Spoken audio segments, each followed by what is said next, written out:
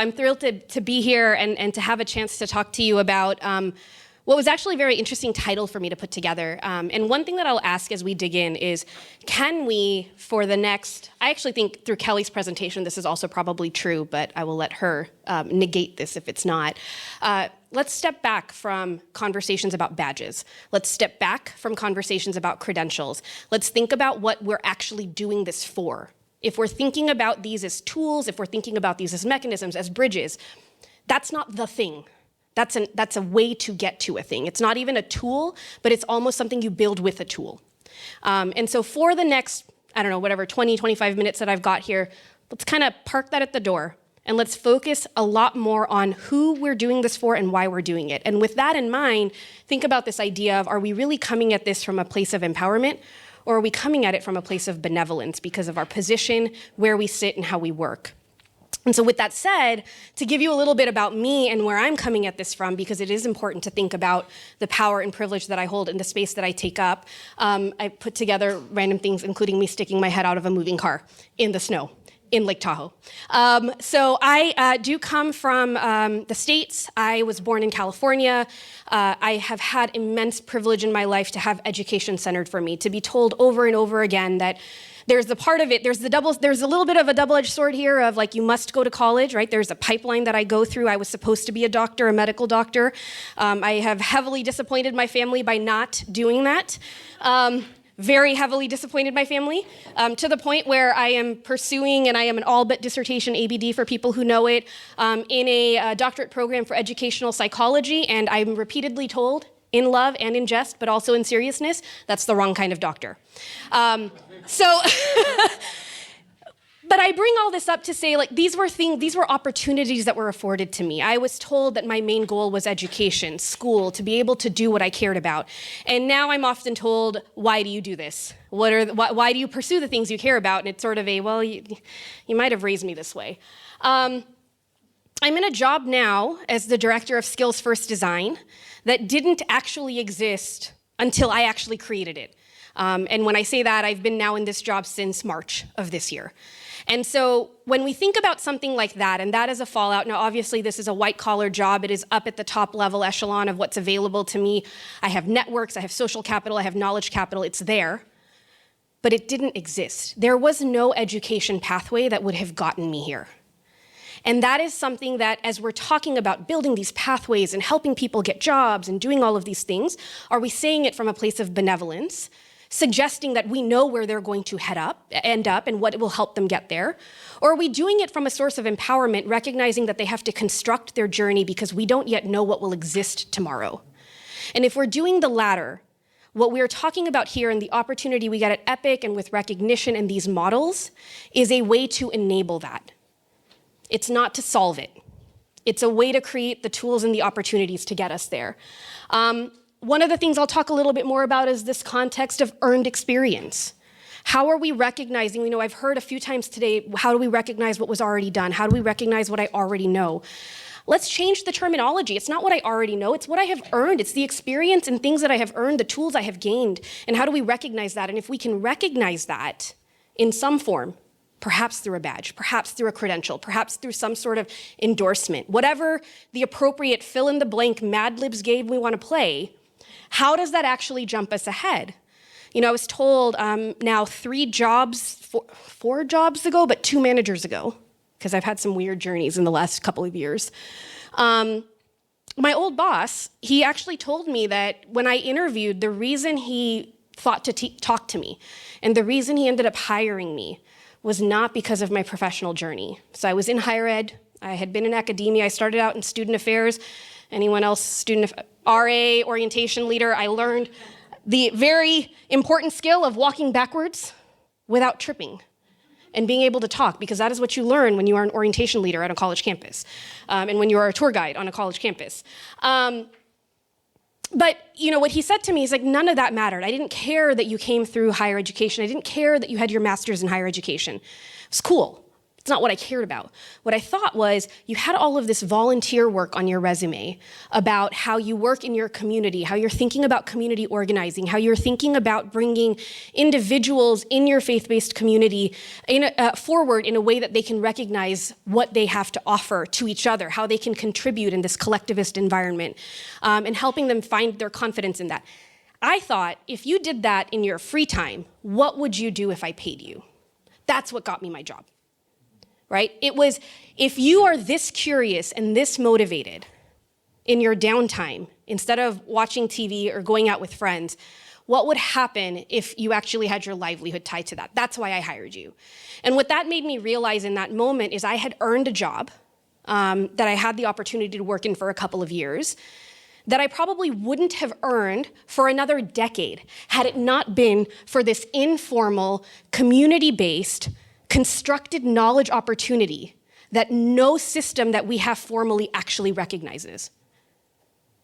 And that's the problem we're looking at, because if we look at that problem, we're able to start thinking about, and I know Ashley will talk about this later, indigenous bodies of knowledge. We're talking about cultural bodies of knowledge. We're talking about community-based efforts and knowledge and abilities that contribute to our world around us right now. All of us bring into this room right here knowledge that we didn't get. And I don't remember now whose presentation it was in the morning, but it was, what did we learn that wasn't actually part of a classroom-based experience that actually helps us do our jobs? And to that end, can you take a moment and think of a skill that you've learned that wasn't related to your career path, but has actually led to your personal success? And the example I'll give you here is I used to be an EMT. For almost a decade, I was a first responder. Has nothing to do, I was supposed to become a doctor. This was a thing, I was supposed to be a medical doctor. I was a first responder at 16. And I was working on ambulances at 16. I was a lifeguard at 12, 13, where it was, I was still a volunteer because child labor, that's not allowed. But it started really young. And what I learned from those things, though, was how to be vigilant, how to recognize opportunities and risks, because when you are a first responder, you walk in and has anyone been? Of course, Ashley has been. So when you walk in, one of the things they test us on, particularly for the National Registry exam in the United States, is if you walk in and you don't do this, you fail the exam during our practicals. And as you walk in and you say BSI, which is body substance isolation, I've put on my gloves and I've taken care of myself, scene safety. I've made sure the scene is safe. I've looked around and I've identified all the hazards, the risks, the opportunities that are in front of me, the things that could go wrong, the things that could go right, because if I am injured in this process, I am no help to that person, and now someone else has another patient. But what that's done for me professionally is I can walk into a project, I can walk into a scenario, I can recognize what might work, who's around me, who I need to be paying attention to. Doesn't mean I do it well all the time, but it is something that has helped me so much. It has helped me so immensely as I walk in today.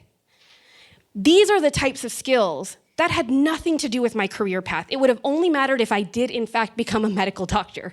And I realized very quickly into my undergraduate career that that's not what I was doing. It took me about 3 years to convince my family that that's not what I was doing. These are the types of things that are not valued, though. If I put that on my resume right now, and I applied to a job with it, and I said I was a certified EMT for about 15 years, it's completely irrelevant to my job. That certification carries no value and hasn't carried any professional value since I was 18 years old. But those earned skills, that earned experience is what does carry value. And so how do we recognize that? That informal, constructed social knowledge that actually brings us forward. And what would a world be like if that's what we were able to put in the center of the story? And it were to be trusted, and it were to be valued, right? So with that ideal in mind, when we talk about credentials, so this is from 2015. This is early badge movement, maybe I think 4 or 5 years into it at that point. And out of the Chronicle of Higher Education, they did a whole article, and at that time it was still a paper magazine. And this was a full quote that came out of it. We're in the midst of a credential craze. As a part of a growing movement to document student skills and better prepare them for the workplace, an array of MOOCs, massive online open courses, private companies, industry groups, and colleges themselves are offering new types of credentials. We're debating, we have not solved this This was 8 years ago. We're still having this exact conversation. The result is a proliferation of badges, certificates, microdegrees, and other types of credentials. Students might earn them for multiple skills covered in a single academic course, and they might bypass academy and learn those skills through a for-profit company. 8 years ago. It sounds like it could have actually been written yesterday. That's the part that this is what happens when we almost over-focus and center the current purveyors of knowledge. And the current purveyors of knowledge are our institutionalized and industries of education. It is our employers. They are important, but it is an institutional perspective. What I'm asking here is, can we shift to the individual? Can we shift to what that person needs and would benefit from and would like to be able to do? And the minute we do that, the institutions still get what they need. All of this can, in fact, coexist. But what we're able to do is we're able to step back and actually serve all the people we say we are, in fact, serving. One of the things I heard earlier today, and I hear it a lot, I actually talk about this a lot, too, in my work at Jobs for the Future. How many of you have seen, in the States, the credential engine report of the volume of credentials we have? Does anyone remember what the number was in the last count? Over 1 million credentials. And the response that a lot of the market will give is, there's just too many credentials. We got to have some rigor, some quality assessment, this, that, and the other thing, because oh my gosh. I say, tentatively, but also a little bit blasphemously, let there be 2 million credentials. It doesn't matter. Because the credentials institutions. It doesn't matter for the individual. I don't care if there are 3 million credentials tomorrow if they all can coexist. Then it's up to me as an employer, as an industry, as an institution to make sense of them. What we've done right now is we're putting the meaning making and sense making down on the individual. That's what needs to flip. That's our privilege to say that it's on them. But what if these tools were in fact things that they could use to tell their story, represent themselves, and then it's on us to say, that's the credential that actually matters. That's the one I'm going to count in this particular process, and it's only relevant in this transaction. And the next one, that person can present that same credential, and it will carry more value than it does for me. And that's totally fine. It doesn't hurt me. It's shifting away from a scarcity mindset around credentials. So in our context, and one of the things that Jobs for the Future works from is this idea that, and I heard this yesterday, and I think also today, Credential As You Go brought it up, 40.4 million people have some college, no degree, have no way to represent it. I am in a very privileged position of pursuing my PhD. I am ABD, I have been ABD, I have not written my dissertation for 3 solid years now. Guess what, it doesn't mean anything. Because I haven't earned the degree. Right?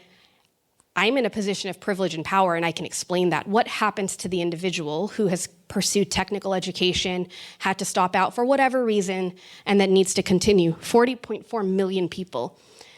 When we talk about earned experience, this was a report that came out early last year.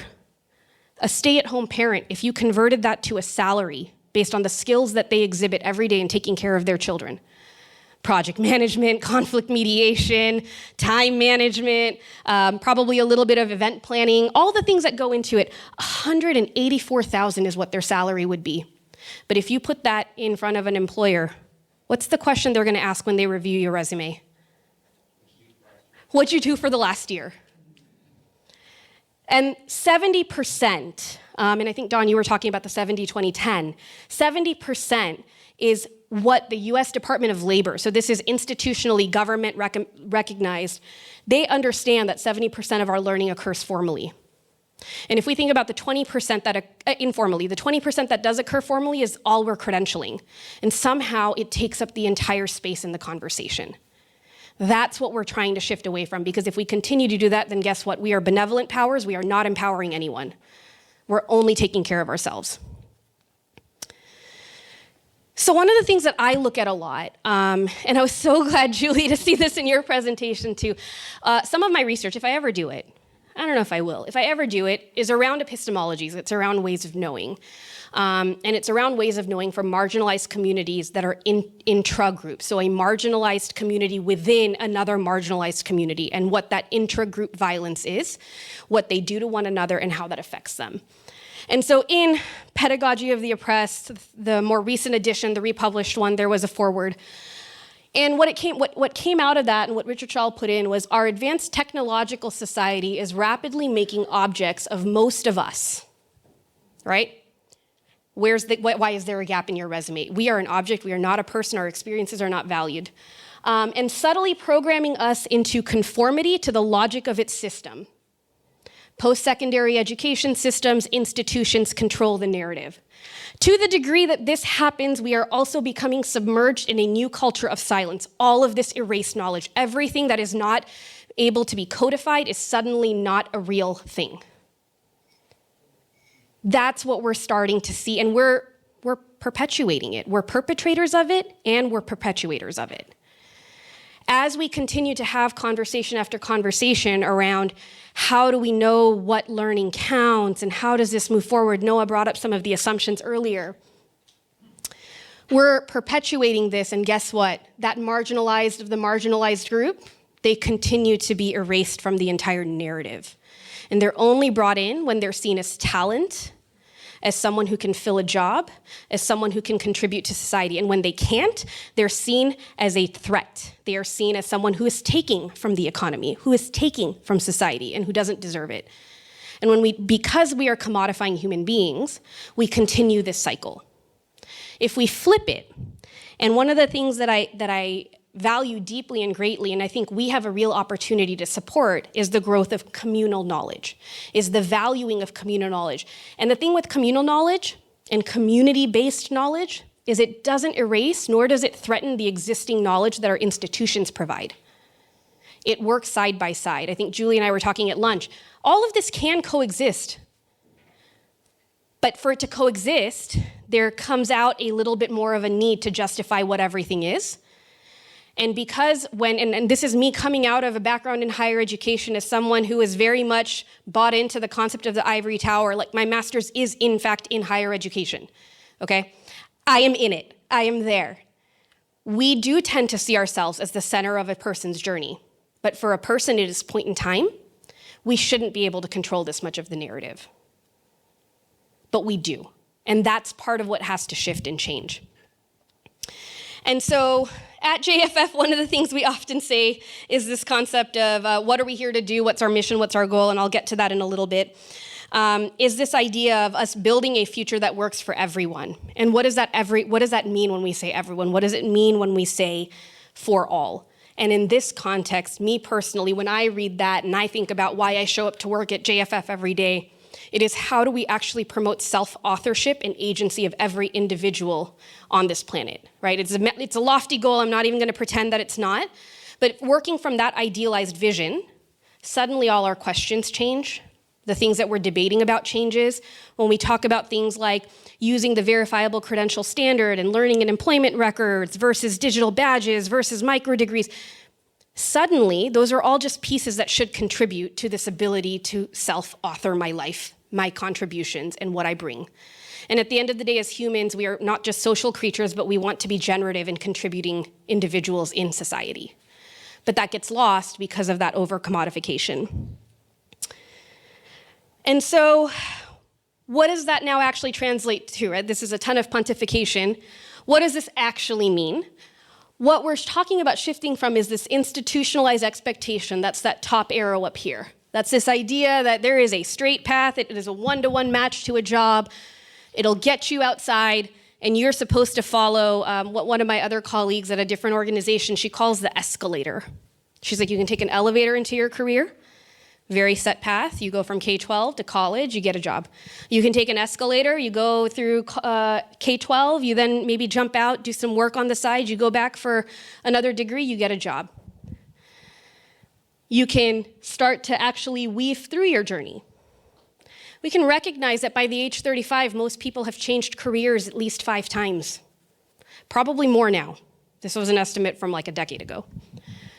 And so what we're talking about is this idea of the learn-to-work ecosystem right now. Who defines what the learn-to-work ecosystem is? Who are the stakeholders in the learn-to-work ecosystem and the decision makers? Education and who's forgotten, right? Who are the systems working for? This idea of creating a one-to-one education to career match is an institutional mindset. It is something I can control, I can measure ROI on, I can see what the gains are at the other side, and along the way, again, I lose the individual. I lose the fact that this is probably most of our journeys. When we talk about lifelong learning and life-wide learning, this is probably what most of us are on. But all of our systems only support probably the first 3 lines that are up there. And that because of this institutional mindset, the only learning that counts and what's then left out is learning outside. It's the life-wide learning that's left out. And for anyone else that is the philosophical nerd in here with me, that is what we would name an epistemic injustice. That is where I am attacking and dehumanizing someone's ways of knowing. We're saying that your knowledge is not valid because it doesn't fit into our cookie cutter. That's hugely problematic. That is something that should make all of us shudder and question why we're doing this and what we're doing and what the risks are. And so if we move to this model, a future where all experience is recognized, where you've got informal, earned experience, just in time, formalized, all the different things, what we're now doing is we're shifting a model towards a constructed knowledge environment. We're all building our knowledge every day. Institutional forms of knowledge contribute to it. It allows us to actually evolve with society. As jobs change, guess what? We change too. But because formalized learning is all that counts in our current overarching system, until it's codified into a curriculum, it doesn't matter. So we're talking about AI here today. And when people are looking for jobs in AI, in 2 years, it's only going to be the people who have it codified into their degree that get it. I have a master's in higher education. That degree didn't exist 15 years ago. You just worked in higher education. You got there because you were a student who graduated, you found your journey into it, maybe you went into teaching or something like that. And now you can't even access those jobs if you don't have that degree because now it's formalized. Now it doesn't matter what else you bring. And so when we're talking about this, when we're talking about constructing knowledge, we're shifting away from an overarching master institutionalized narrative, and we're moving towards something that's a little bit more malleable. It's community-driven, it's co-constructed, and it's co-designed. So disrupting this idea of benevolence, one of the things that I talk a lot about as well is empowerment. And empowerment itself, if anyone looks up the term, is actually very, very paternalistic in nature. The term suggests that I have decided to give you something that allows you to have agency. So there is still a power play. What I would encourage us to think about is this idea of emancipatory empowerment. What does it look like to support an overall movement for individuals to leverage technology that actually shifts the focus towards trust and quality, where we're able to think about funding and serving individuals so that it's not seat and time or formalized institutions getting funding because they finished, they got students through at a certain pace, which is how it's currently funded. And when we're thinking about this idea of equity being centered because we're actually using that technology to create different inroads. We're disrupting our current institutions by taking advantage of badges and micro-credentials and micro-certificates and recognition, all these things that enable it, to say, let's actually use that to fill the social and knowledge capital gap.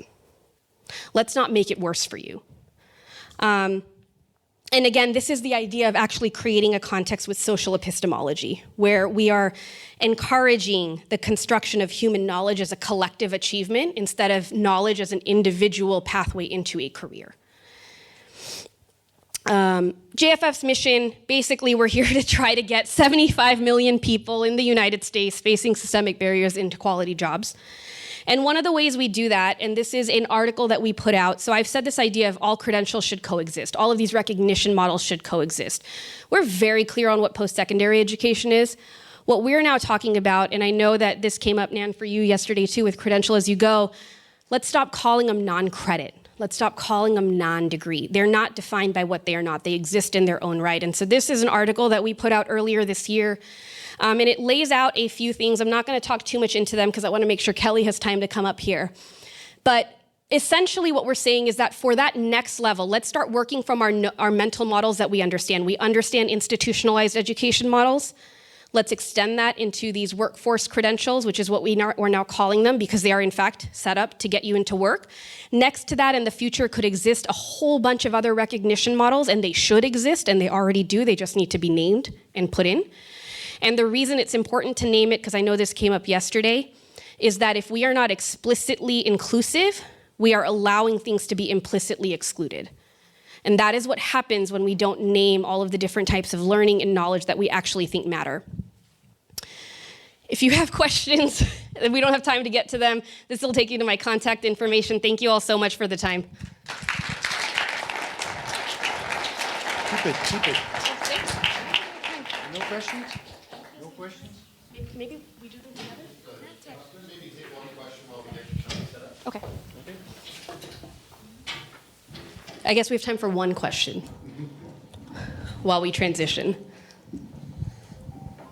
Stunned you all into silence? This is fascinating.